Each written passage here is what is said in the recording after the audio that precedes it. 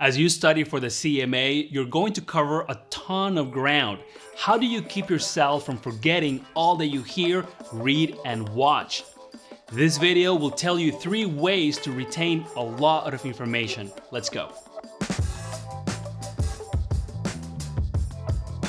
It's easy to take simple tests that only require memorization. The CMA exam is not that test. You need to tap into your long-term memory power. Luckily, there are some strategies that can help you do just that. Hey there, I'm Nathan from CMAExamAcademy.com. I help candidates like you pass the CMA exam the first time. Knowledge retention strategies are a whole field, shortened to KRT. These strategic approaches keep people from losing critical knowledge.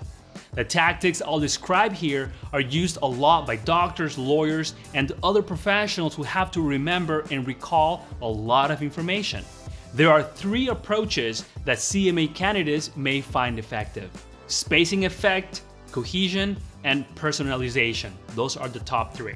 The spacing effect is based on research that practice sessions spaced in time are the most reliable ways to achieve long-term knowledge. The practice is interval-based and works for both verbal materials and motor skills. For CMA study, this would mean successive sessions, timed at the same length and spaced out at the same intervals. For example, when I was studying for the CMA exam, I would leave work each day and go to the same Starbucks in the same location at the same time each day. You may plan to study for 1.5 hours. That setup would meet all of the criteria of this knowledge retention strategy. Procedural knowledge, declarative knowledge, and semantic knowledge are all addressed with this method, which has its roots in cognitive science. Cohesion is a way of batching concepts together into related sets, subsets, and organizing the components of a task in a systematic way. The coherent structure approach for long-term retention benefits from augmented instruction. This may make it a great way to commit CMA practice questions with answer explanations to long-term memory. This tactic addresses what is called original learning and is used a lot in post-training for both the physical and mental aspects of sports. Now, do you see possibilities in either of these tactics so far? Comment below if you have any questions, even while I'm rolling through these, okay? Personalization is the last approach, and it's just what it sounds like, making concepts or tasks personal, or applying them not just in the real world, but in your own life.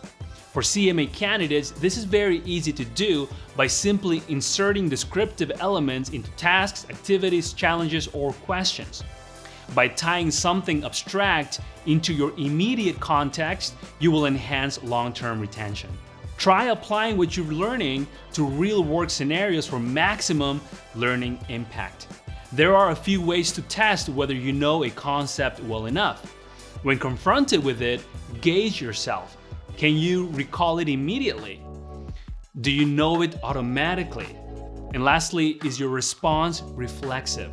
These 3 criteria truly measure whether something has taken hold in a long-term way.